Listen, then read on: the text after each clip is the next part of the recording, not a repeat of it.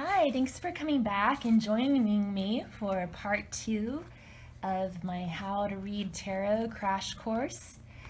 So in part two, we're going to be covering the Minor Arcana. So the Minor Arcana cards are the same cards you would see in a regular deck of playing cards.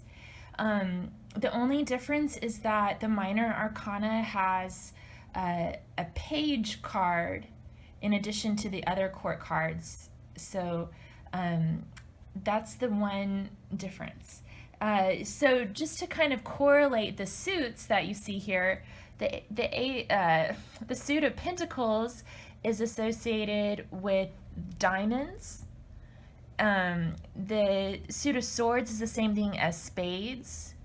The suit of Wands is the same as clubs. And the suit of Cups is the same as hearts. And you could actually even use a regular deck of playing cards to read like you would with tarot cards, if that's what you've got. And you might even use a regular deck of playing cards to clarify the tarot cards, which we'll talk about later.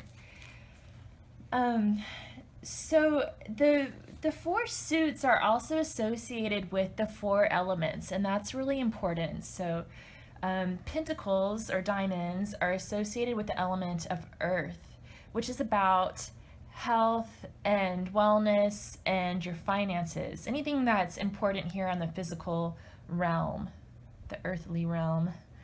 And then swords or spades are associated with thoughts, logic, and communication. And wands are associated with energy and action and passion. And then the cups are associated with love and emotion. Okay, so we're gonna go through each of the numbers as we move up into the court cards. So we're gonna start with the aces. One other thing, up here at the top, I've got the major arcana cards, and we're gonna go through some of the major arcana cards as well to show how they correspond to the different numbers in the minor arcana. So we're gonna start with aces, which is number one, which the magician is number one as well. So aces are associated with potential energy, new beginnings, and an offer from the divine. So in each of the aces, you see a hand coming from a cloud offering that element. For pentacles, that, it's an offer of finances or physical health. For swords, it's thoughts and logic. For wands, it's energy and action. And for cups, it's emotions and love. And each of these aces sort of has a little bit of a nickname associated with it, I guess. So when you see the Ace of Pentacles, it's the offer of stability. When you see the Ace of Cups, it's a cup of love. When you see the Ace of Swords, it's the sword of truth. And the Ace of Wands is sometimes known as the boner card. Just saying. So those are the aces. They represent that potential for power. So it's like that maximum potential power of the suit, of the element that the suit represents. So let's move on to the twos.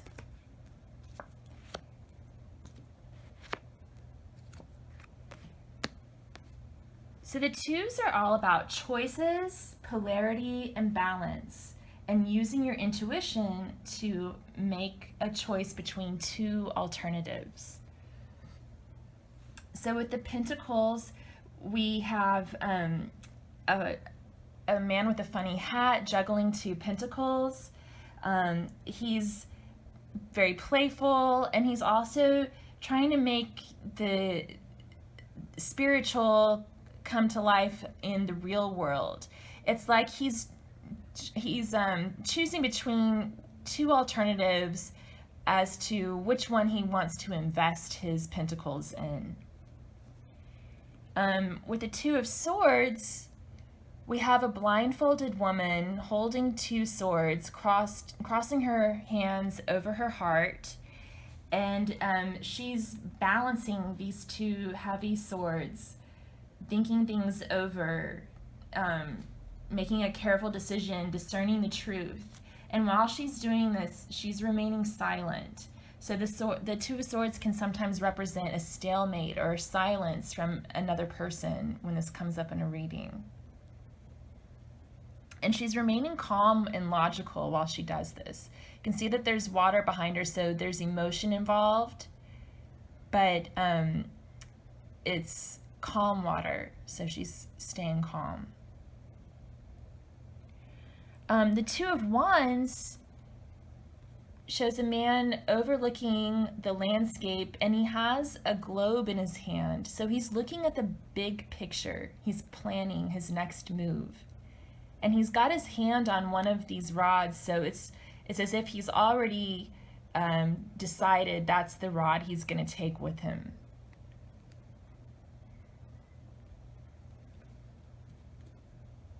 And then the Two of Cups is about balanced relationships. There's a man offering a cup to a woman and she's accepting it, so it's about agreements like offering and acceptance. And this can be in any type of partnership. It can be romantic or business partnership or friendship. It can also symbolize attraction between two people and sort of a magnetic attraction as well. And these all kind of tie back into the High Priestess because she encourages you to use your intuition to make the right decision. You also see on the High Priestess card these two columns, B and J, and one's black and one's white, and so they symbolize a duality, that choice between the dark and the light. Okay, so let's move on to the threes. And as I mentioned in the first video, each of these cards has a lot of symbolism tied into it, and I'm not going to go into all of that here. This is just an overview to kind of give you a framework on how this all works, and the idea is that you can look these up. There's a lot of other really great websites out there, like Biddy Tarot is one that I definitely would recommend if you want to dive a little bit more deeply into this. So now the threes represent growth. They correspond to that Empress card, and she's pregnant. She's growing a new life inside of her. So it's that spirit of creation. They also represent groups, and they can also represent three's a crowd type of mentality, unfortunately. Different decks assign different meanings to the cards, but in the traditional Rider-Waite, some of the threes can kind of carry that three's a crowd type of message. So with the Three of Pentacles, we have teamwork. There's a couple of people meeting with an architect at a cathedral discussing their building plans. So it could literally be about building something or working on a creative project of some type. It can also mean that three's a crowd sometimes. And then the Three of Swords. And there's no getting around this one. You can see the depiction on the card. It's about heartbreak. Heartbreak, grief, loss, betrayal. And sometimes those three swords are because of a third party in a relationship. And then the Three of Wands shows a man who has sent some ships out on an important mission, and he's waiting for them to come back in. He's looking over the harbor, waiting for his ship to come back in. Or he may have sent out a message and he's waiting for that response. So waiting is another theme with the threes. You know, the Empress is pregnant. She's waiting for her child to be born. The cathedral takes a long time to build. That heartbreak and loss takes a long time to process.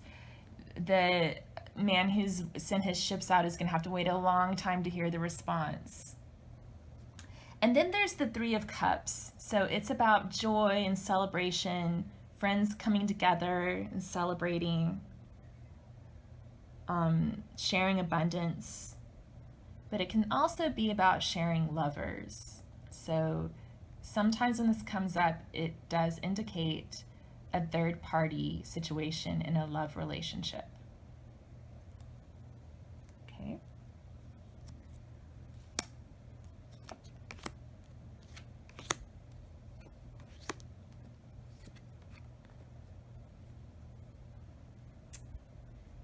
So the fours represent stability, just like the Emperor is all about stability and protection, safety. And sometimes that safety and stability can turn into stubbornness or even stagnation. With the Four of Pentacles, we see a man clutching on to Four Pentacles for his dear life. He's covering up his heart with one of them, and he's got his money on his mind, literally. So he does not want to let go of what he's got. He's very attached to his material possessions. He's very guarded.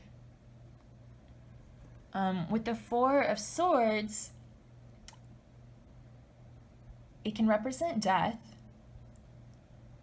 There's a coffin here. It can also represent resting. You can kind of see the man as on the coffin as just resting. And he's resting on the sword of truth with the Three of Swords above him. So sometimes this card is also seen as a healing card because he's healing from the heartbreak of the Three of Swords. But it can also indicate silence or pulling back from the situation. And then the Four of Wands is a very happy card. It's about gatherings, celebrations, weddings. The scene is the picture of a wedding, being welcomed back home, homecomings. And some people see these Four Wands as 2 11s, so 11, 11. So that might be meaningful for some people if that's a lucky number for you. And then the Four of Cups is about boredom and being jaded, not appreciating what's being offered to you. He's all hung up on these 3 cups, whatever happened at that party that he missed out on because he wasn't in the picture on the other card. Or maybe he was there, but he's feeling hungover. That's another possibility. He doesn't want any more. So that's what the Four of Cups is about, like not wanting to accept an offer because you're busy stewing over something else, kind of brooding. And it could be that you're thinking things over as well before you accept the first offer. You don't have to always accept the first offer that comes your way. So let's move on to the fives.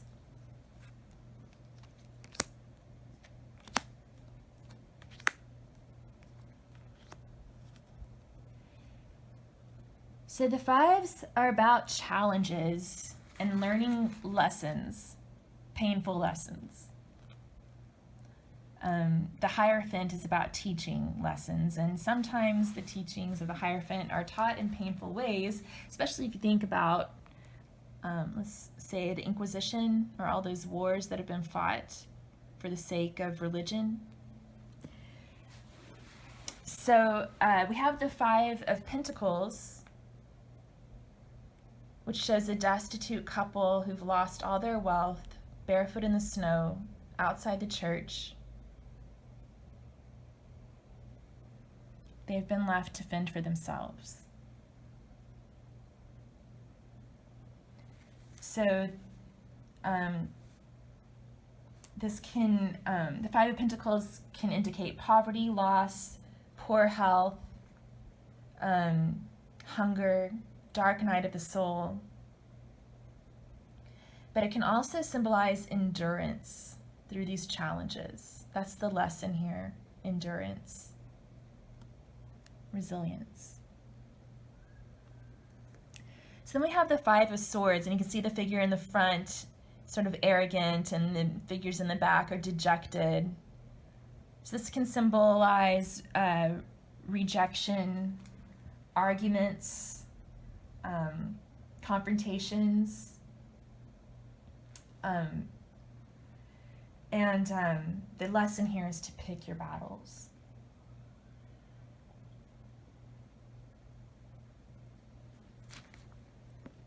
Then we also have, then the next thing is the Five of Wands. So Five of Wands shows 5 boys fighting with wands. But unlike the Five of Swords, it's a little bit more lighthearted. You know, all boys fight with sticks. It's like their instinct to do that. So they could just be playing, you know? But it's possible somebody could get hurt. They're not being very careful. And there's a lot of confusion in this card. So it's about competition, struggling for power, confusion. But the lesson here is to keep things light and playful and not take life too seriously. And then the Five of Cups shows someone who's crying over these 3 cups that were spilled. It's almost like that man who was under the tree just can't get over what happened with those 3 cups. What happened at that party?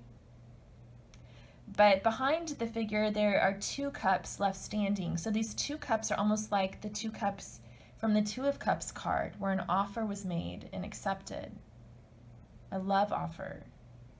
So this figure is busy crying over spilled perfume while they're ignoring the opportunity that's right behind them if they only turned around to look at it.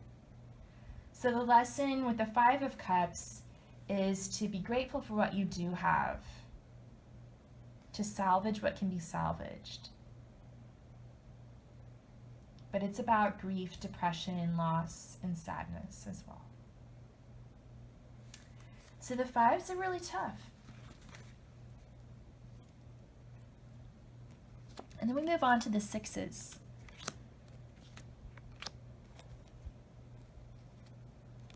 So one thing too is that the odd cards are about changes and the even cards are about things coming back into balance and stability. You might notice that as we move along. So the sixes are about trials that have been overcome, things returning to balance, and they're also about love because they're associated with the Lovers card. The Six of Pentacles is about generosity. It's about giving and receiving, the haves and the have-nots, and neediness and begging. So depending on how this plays into the reading, you could be the man giving out the coins, or you could be one of these beggars down here. And some of the beggars are receiving more than the others. The scales are not quite balanced. And that's because the man giving out the pentacles gets to decide how much everybody gets, because the others are just begging for it.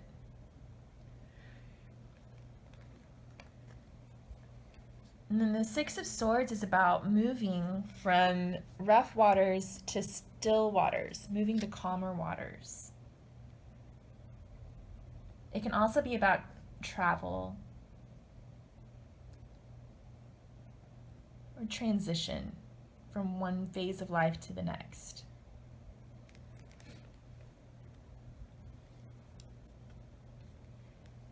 And then the Six of Wands is about victory and triumph. It can also be about union with this wand that has the laurel wreath hanging on it. And it can also symbolize a proposal. The man's moving forward with a marriage proposal.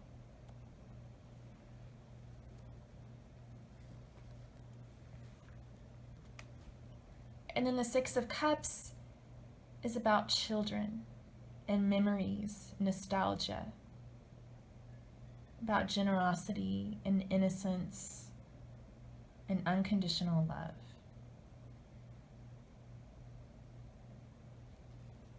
And kindness. Okay.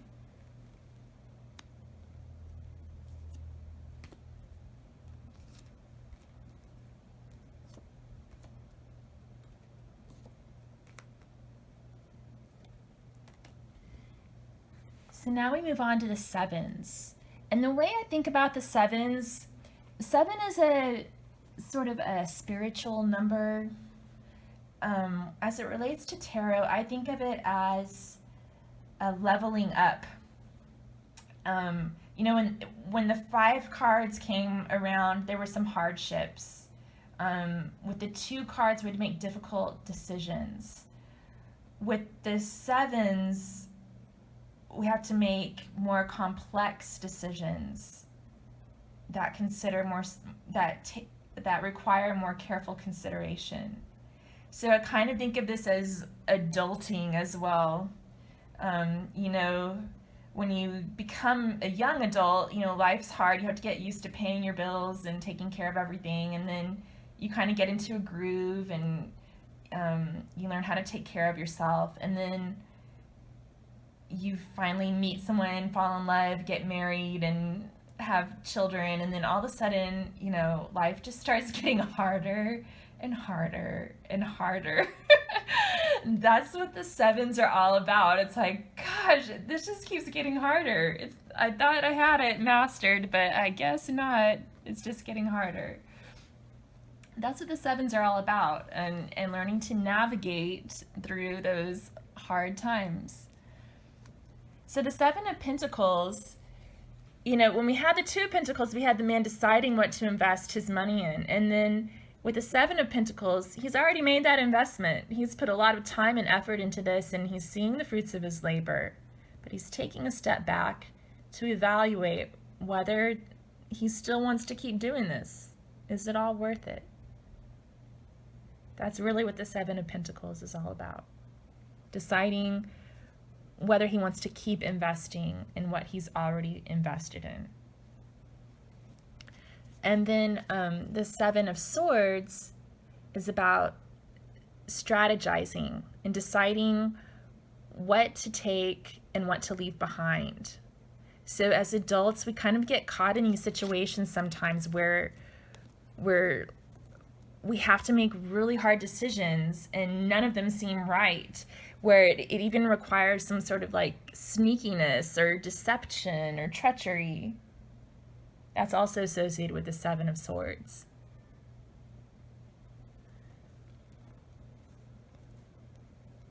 And then we've got the 7 of Wands, which, you know, in the 5 of Wands, we had the boys playing with sticks, and then one of them arose as the victor in the 6 of Wands. But he didn't have much time to rest on his laurels because now everybody's after him, trying to knock him off of his hill. And he's just trying to stand his ground and stand up for what he believes in. But people are coming at him from every direction, challenging him. And then with the 7 of Cups, it's all about fantasies, illusions, and options. So when you get to a certain point of your life, there's temptation around every corner, all kinds of options that you could choose from, especially, you know, in our modern world, I guess. But the other thing is, with all these other worries going on, sometimes as adults, we just want to, you know, sink into that fantasy, give into addictions. And we often think that if we reach for one of these cups, it's going to give us happiness. But that's not the case. You drink from that cup and you get a temporary lift, and then you're empty again, searching for more.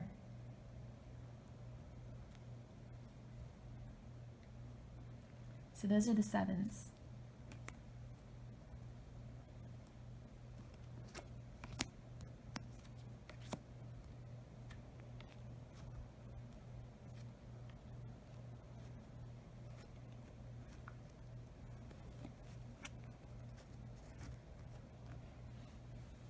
So the eights. The major arcana card with the number 8 is the strength card. At least in the traditional Rider-Waite deck, that's not the same in all decks. The 8 is about strength, and you can see a sort of gentle strength portrayed in all of the 8 cards here. So the 8 of Pentacles shows a man who's working really hard. He's decided to go ahead and keep investing in that project. He's going to put his all into it. Takes pride in his craftsmanship. And the shadow side is maybe he takes a little bit too much pride in it and spends so much time working that he doesn't have time for anything else. The 8 of Swords shows a woman who's kind of trapped between all these swords. She's tied up, blindfolded. She's trapped, stuck. And the thing is, these swords really represent her own thoughts. So she's really just trapped by her own thoughts in this victim mentality. And only she really has the power to set herself free.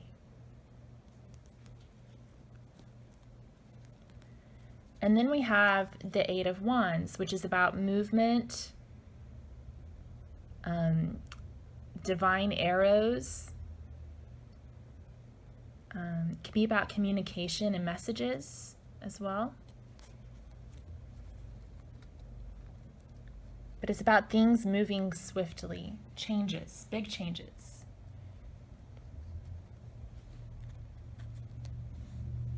And then the 8 of Cups is about walking away. And you can see in the facial expression on the moon, there's some regrets here about having to walk away.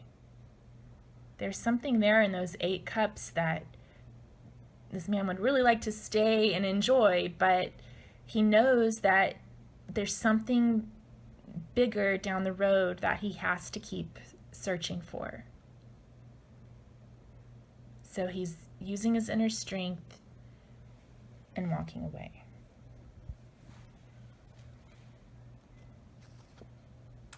So on to the 9s.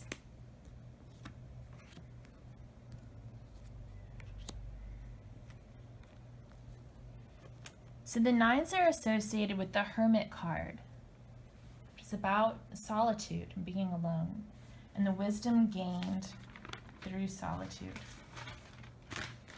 So with the 9 of Pentacles, we see a woman who's very elegant, refined. She's a falconer. She's got hobbies. She's got everything she needs.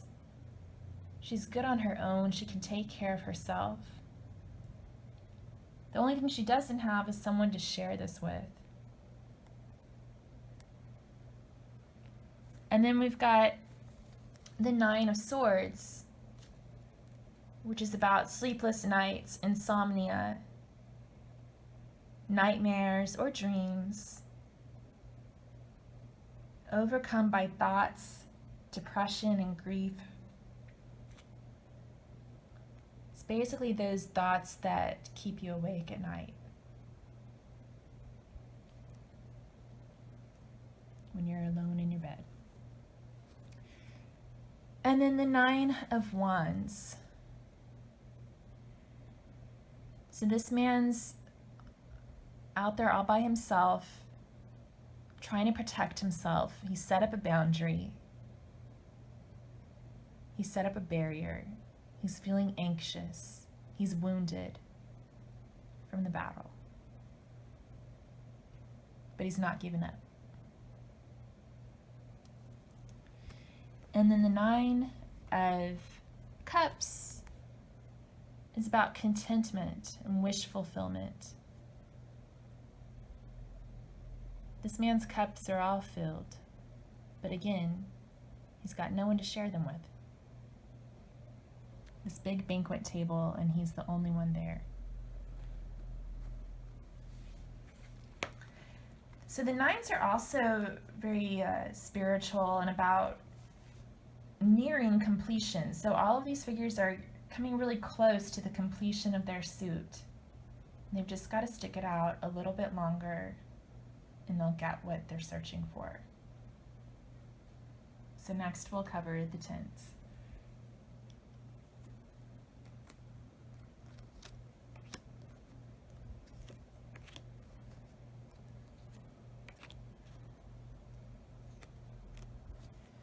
So in the major arcana, the 10 card is the Wheel of Fortune, which is about the cycles, time, conclusion of cycles. So the 10s are all about endings and new beginnings, just like the turning of the wheel. You know, as one cycle ends, another one begins. With the 10 of Pentacles, we have the completion of the Pentacles suit. So you see a family here, a multi-generational family with multi-generational wealth and abundance and health.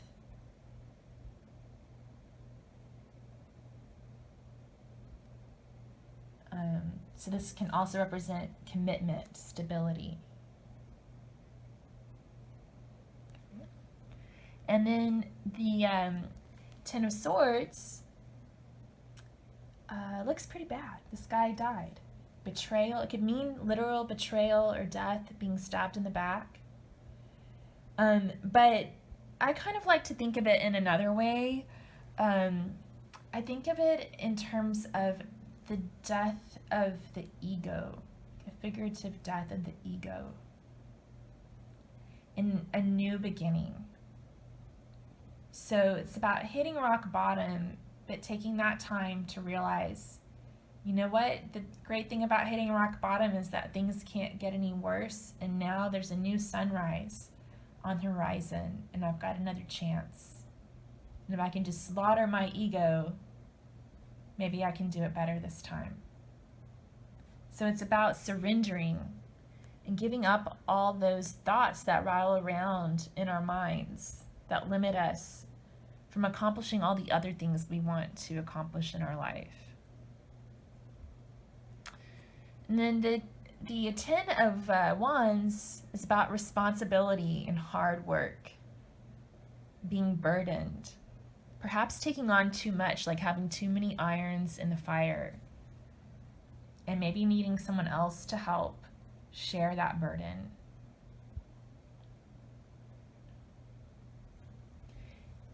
And then the 10 of Cups is about happiness, joy, family, love, marriage and celebration, beautiful rainbow. This is what everybody wants, right? It's the happy ending. They all lived happily ever after. So I'm going to put the major arcana off to the side right now as we go through the court cards.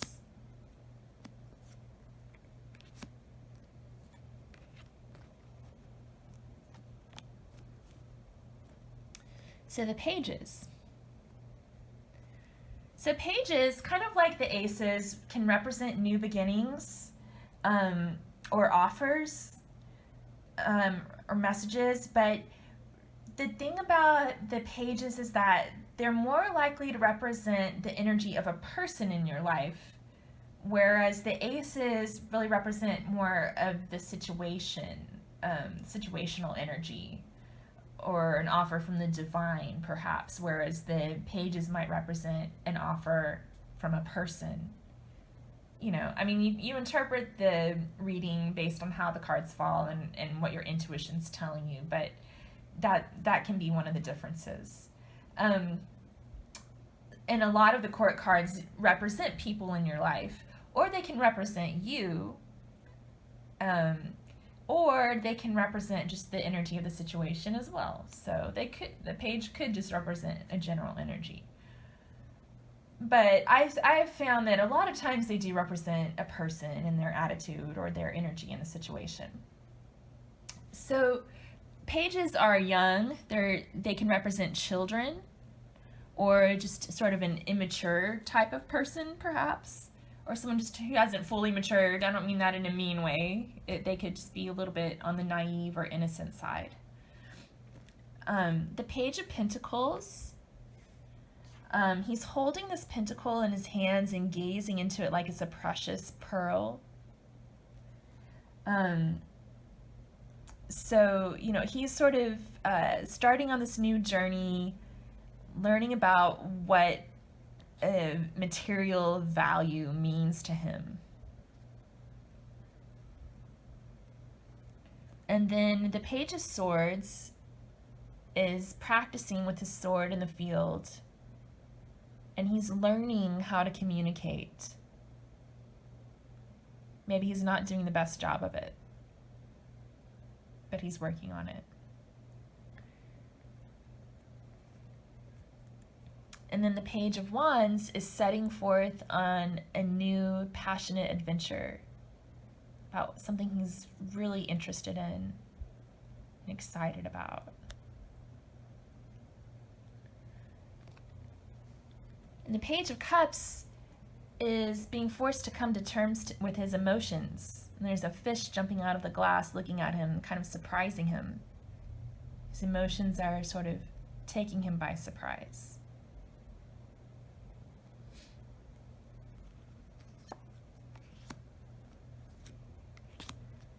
So next we have the Knights. The Knights are all riding on horseback, and the body language of the horses is really important to the Knights. So you can see them with them all laid out right here. The Knight of Pentacles horse is not moving at all. The Knight of Cups horse is walking along at a gentle pace with his head down. And then the Knight of Wands is sort of galloping, jumping. I guess he's going at a gallop. I don't know all the right words. And then the Knight of Swords horse is charging ahead. Really, really fast. So this kind of helps me to remember how timing works with the tarot, which you have to kind of take that with a grain of salt. I mean, it's not really that accurate, to be honest with you. But the pentacles are really slow, so they represent years. The cups can represent months, especially with their connection to water and women, so they kind of represent that monthly cycle. And then wands represent weeks,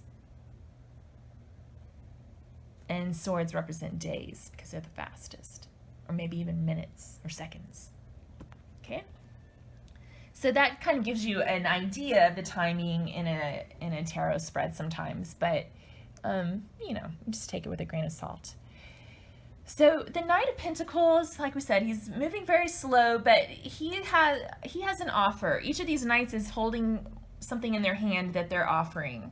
The Knight of Pentacles is offering stability, commitment, a good solid financial foundation. The Knight of Swords is charging forth with his sword brandished, and he's a little bit angry and confrontational in his communication. So he's learned to stand up for himself, but he's a little outspoken at times.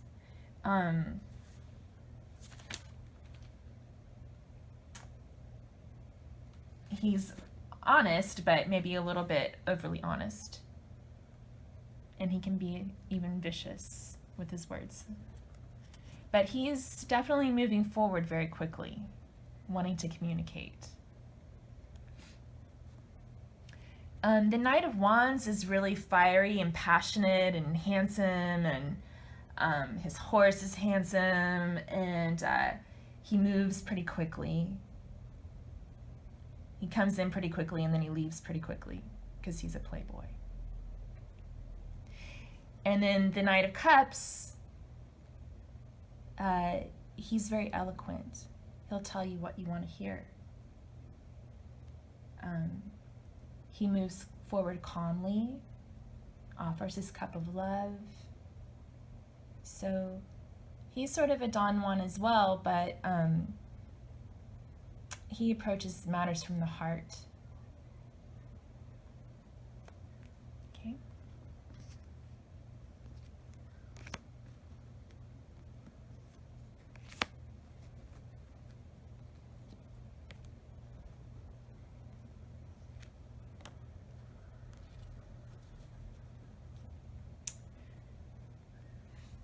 So then there's the queens. So the queens have an internal focus, and they embody the feminine power, the maximum potential of feminine power, basically. So the Queen of Pentacles is a very motherly energy. She symbolizes abundance and motherhood, and you can see she's taking care of her pentacle on her knee like it's a little child. She loves nature. She has her own business. She makes a lot of money. She's very wealthy. And then there's the Queen of Swords. She doesn't put up with any bullshit. Excuse my language.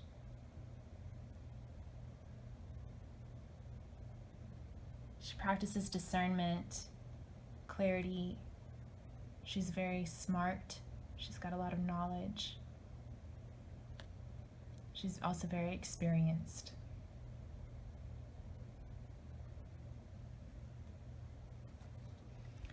And then there's the Queen of Wands. She's passionate. She's got a lot of charisma. She's very inspirational. Very persuasive.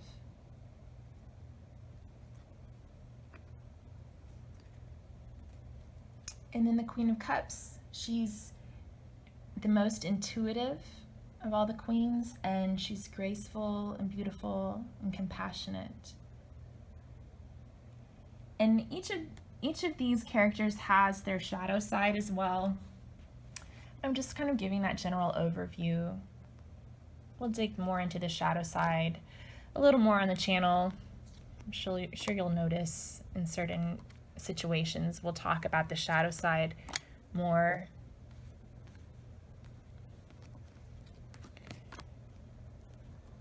So now we have the kings. So the kings are outwardly focused, and they embody the maximum potential of the masculine power. So the King of Pentacles, he's the king of wealth. He's very protective. He takes good care of his own health. He loves nature as well.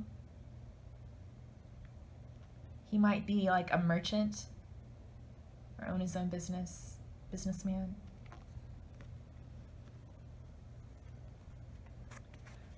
The King of Swords, he's very honest and very logical. He knows how to communicate clearly and calmly, and he makes swift judgment, and he doesn't let his emotions get in the way of his thinking at all. The King of Wands is very fiery and passionate and charismatic, inspirational, just like the Queen of Wands. He may be more of like a countryman or a hunter type of personality. The King of Swords is more militant, like a ruler or a general.